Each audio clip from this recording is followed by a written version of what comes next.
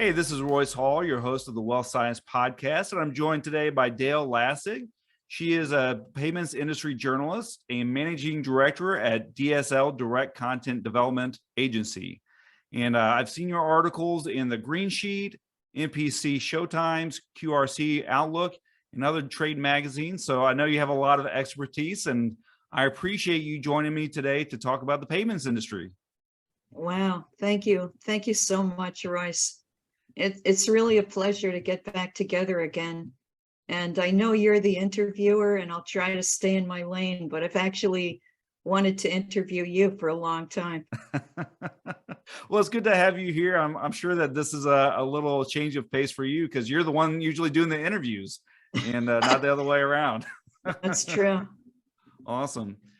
Well, one of the things that I like to dig in with people is when you talk about like payments industry, a lot of times that can be like, dollars and cents and numbers and, spreadsheets, all that good stuff.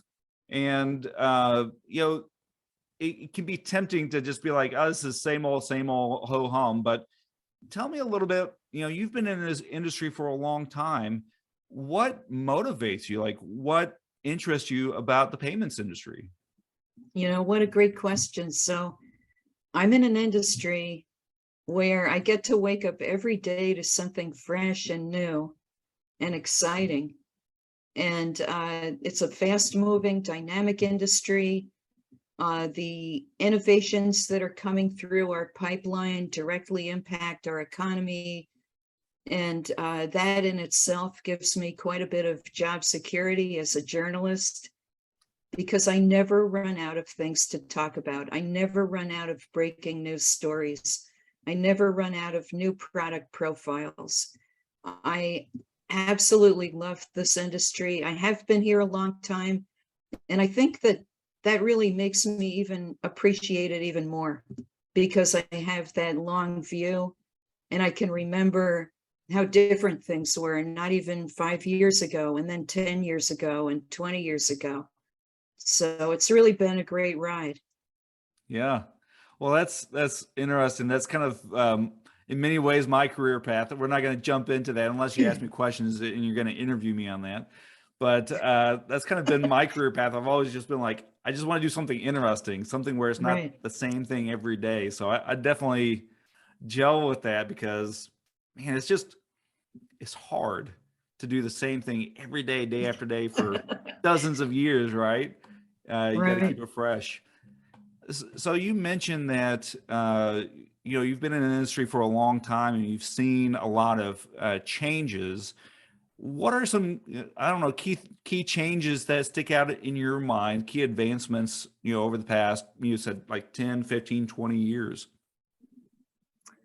One of the things that really stands out when I look at our progress and I look at some of the next generation technologies that are really coming into play is the whole idea of the platform.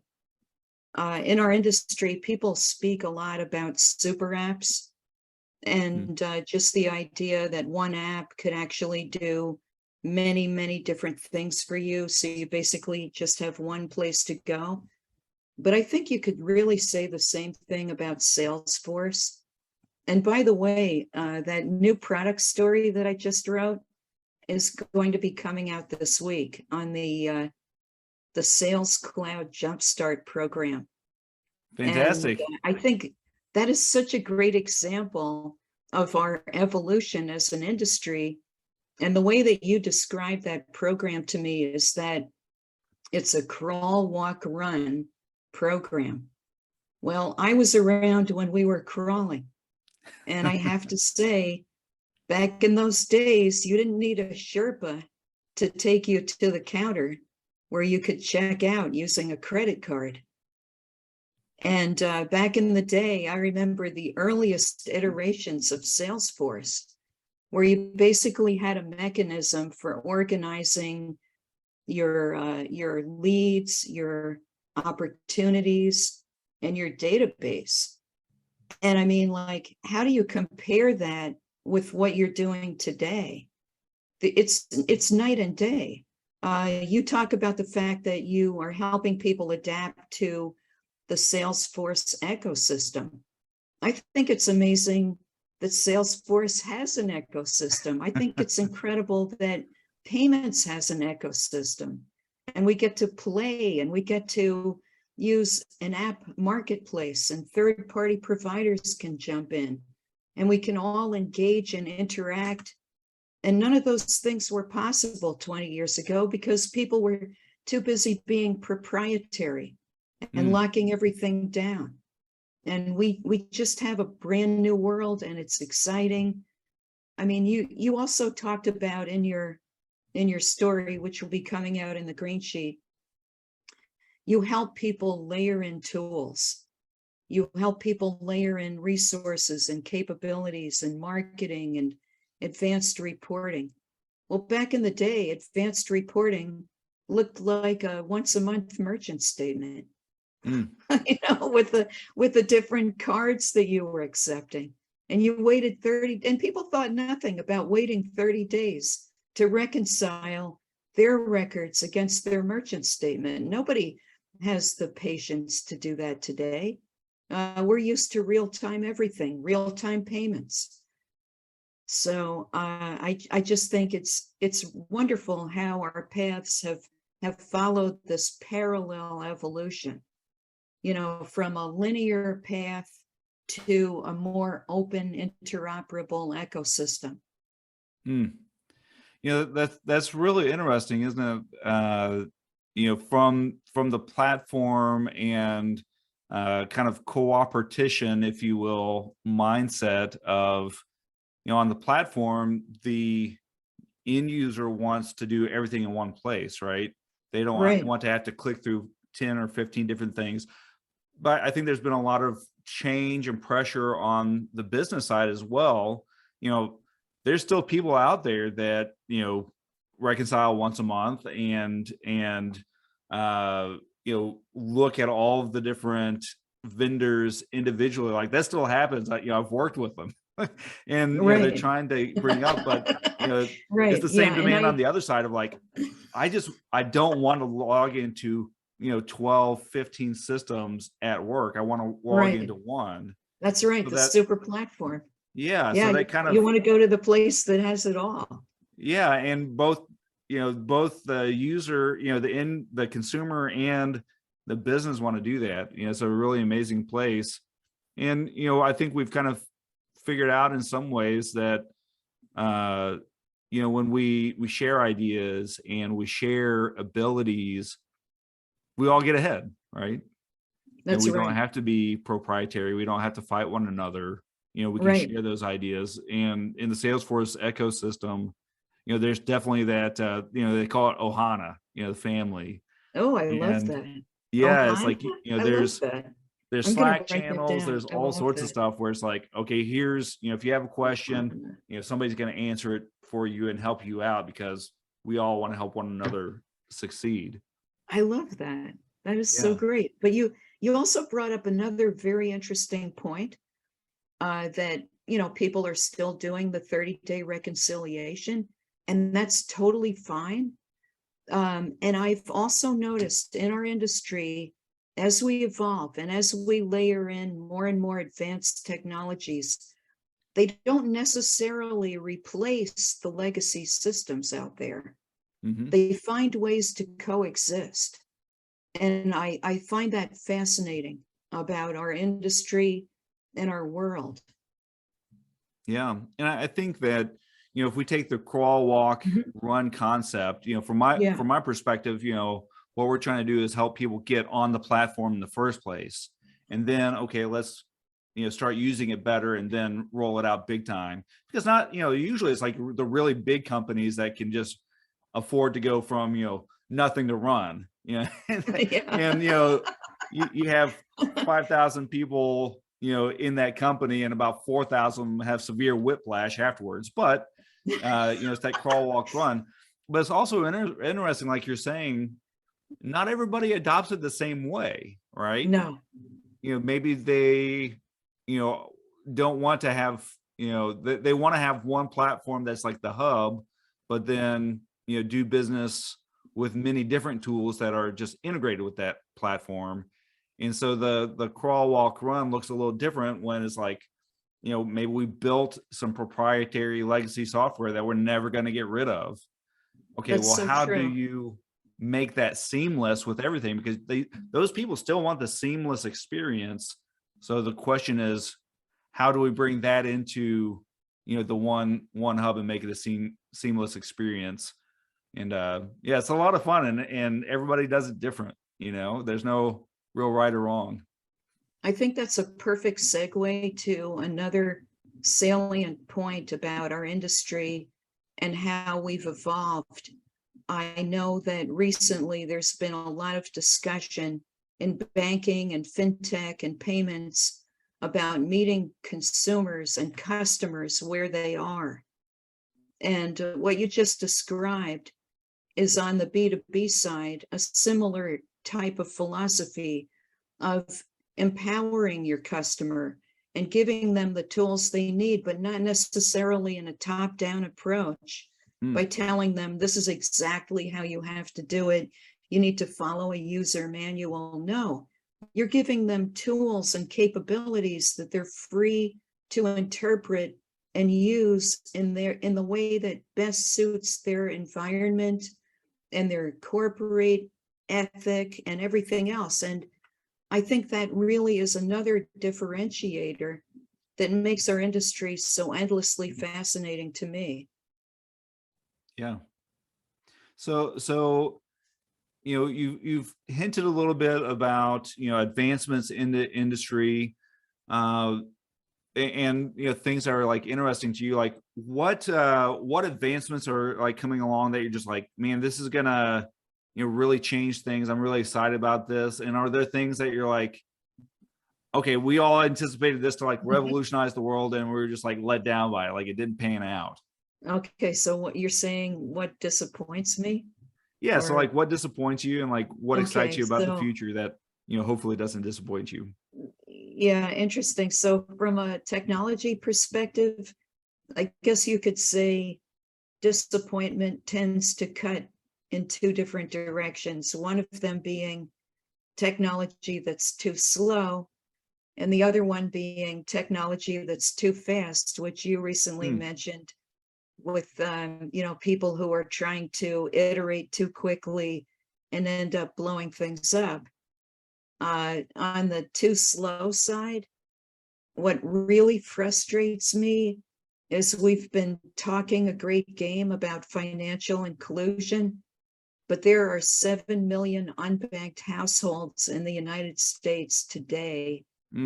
And I'm frustrated that we could be doing a lot more, and we could be doing it a lot faster, and we could have a much more integrated and holistic approach to solving financial inclusion. But having said that, I also deeply respect the efforts that are being made in so many ways. I feel that we're getting closer than ever, but it just frustrates me because I wish we could be further along. Because I feel that in the past we've had a tendency to just group underbanked and unbanked people in one great swath. And I just say, how ridiculous. We're an industry that has totally, managed personalization at scale. So why can't we take that same approach to marginalized communities and begin to understand the individuals, not just the groups, and help them in much the same way that we help other groups, by giving them tools and capabilities, but also giving them the freedom to do what they want to do with it, and not just to do it our way. So I guess that's one frustration. And then the other frustration on the too fast side is that, cybersecurity, some of the bad guys are outpacing us. And, that can be frustrating too. Yeah. I feel like I don't know if you're very into sports. Are there sports that you like and enjoy? Uh, well, yeah, sure. I think about defensive and offensive sports. Oh, perfect. Okay, Basketball yeah, is like a right, very offensive sport, right? right. Because it's not uncommon to have a game where both teams have over 100 points, right? That's a very Exactly, offensive right. sport. Whereas, you think about soccer and it's like, it was a fantastic game. It ended 1-0, right? It's like, you don't score very many points. It's a very defensive sport. And when it comes to cybersecurity, I always feel like that's like an offensive sort of thing where it's like, okay, we're trying to create a new technology that's going to hack into whatever and steal a bunch of money. Right. And the other side is left saying, okay, what was just how do we stop that, right? So it's more reactionary and Yeah, exactly. So we don't want to always be playing defense yeah, in the cybersecurity world, but I think that I'm seeing some very encouraging signs that we're actually playing offense in a certain way, because there's been a lot of discussion recently about quantum computing, yeah, and the power of quantum computing to go in and take what would have taken hundreds of years to break into public key infrastructure, and a quantum computer could basically do it in minutes or seconds. And instead of waiting around for the inevitable quantum computing attacks that people are predicting, I've heard different predictions. Some people say it's 10 years away. Other people insinuate that it's already here, but in stealth mode. But I've seen some wonderful new technologies that leverage quantum, a technology that even the people who developed it could hardly explain, it's incredible.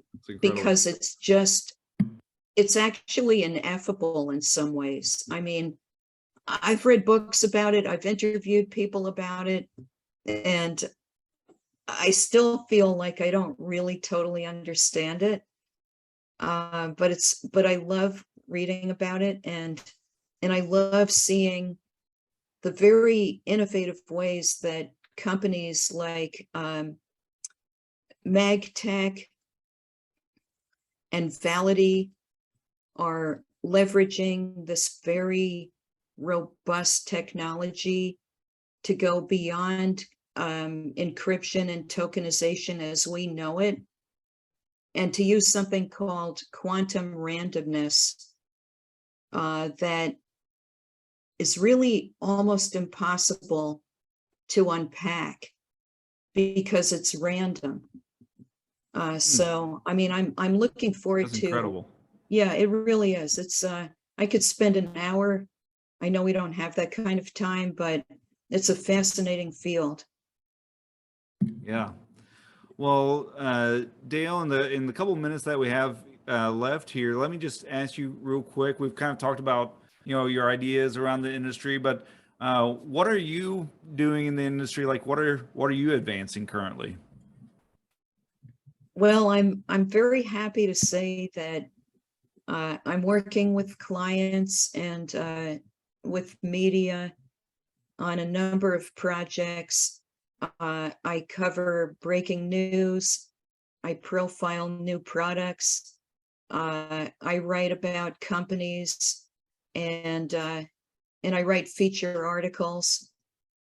But I also am very involved in the ETA's cybersecurity committee, and and that's endlessly fascinating to me. Developing content and learning about some of the most innovative and recent approaches to cybersecurity. And on the educational side, I'm working with innovative technology startups and neobanks. Obsidian Bank Banking being one of them, a really amazing company that's transforming financial inclusion and making it available to the Black community. And I'm very proud to say that I'm part of that effort. So never a dull moment here. Yeah. Well, Dale, thank you for joining me and thank you for sharing your passion today. I appreciate it. Thank you. It's really been a joy getting back together.